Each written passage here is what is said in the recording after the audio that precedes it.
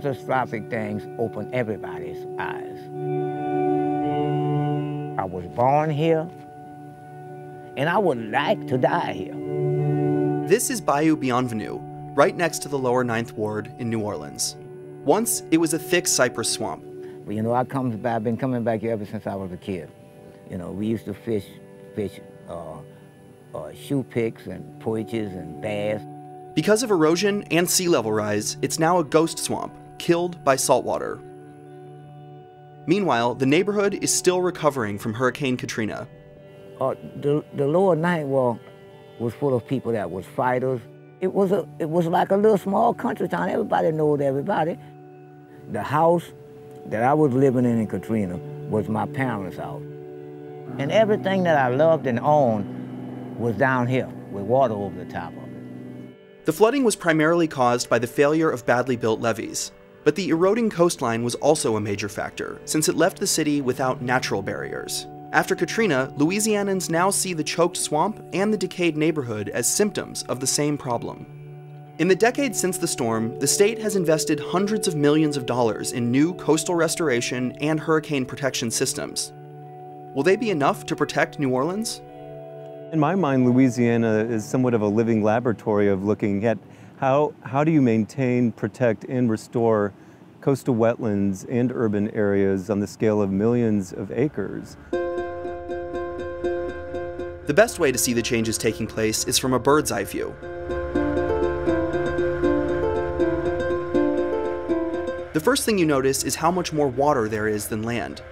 The Louisiana coast loses 1 football field's area of land every hour. We are a living laboratory for climate change adaptation. We're a living laboratory for large-scale restoration.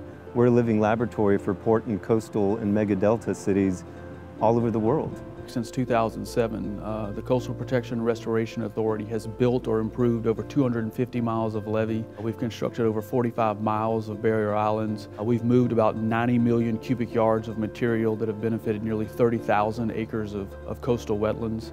Besides hundreds of miles of new levees, there are many other new features since Katrina. A 1.8-mile storm surge barrier,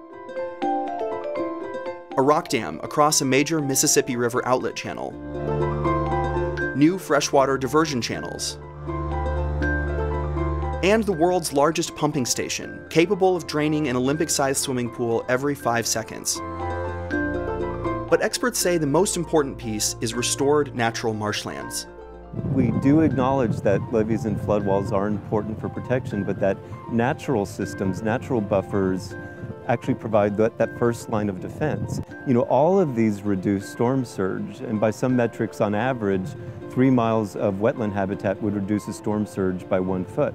So you can imagine if you have these natural buffers ahead of you, before your city, that greatly reduces the pressure that's put on that last line of defense, which is a levee or flood wall.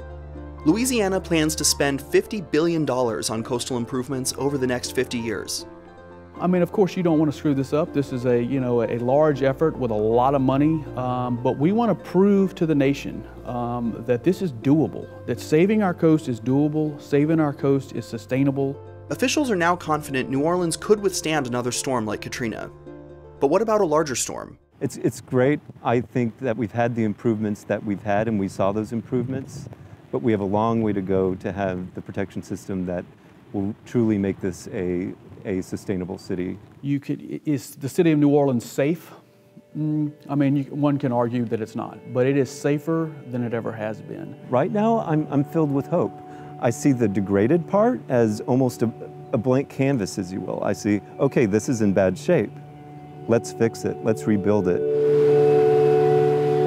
The whole world has admitted to what they have done to the environment. I mean, before Katrina, they used to argue about global warming. They used to argue about rising of the sea levels and things like that. Things are changing. They cannot deny that. It's hard to lose certain things that you know you can't regain back. So we should be smart enough to protect the stuff we need.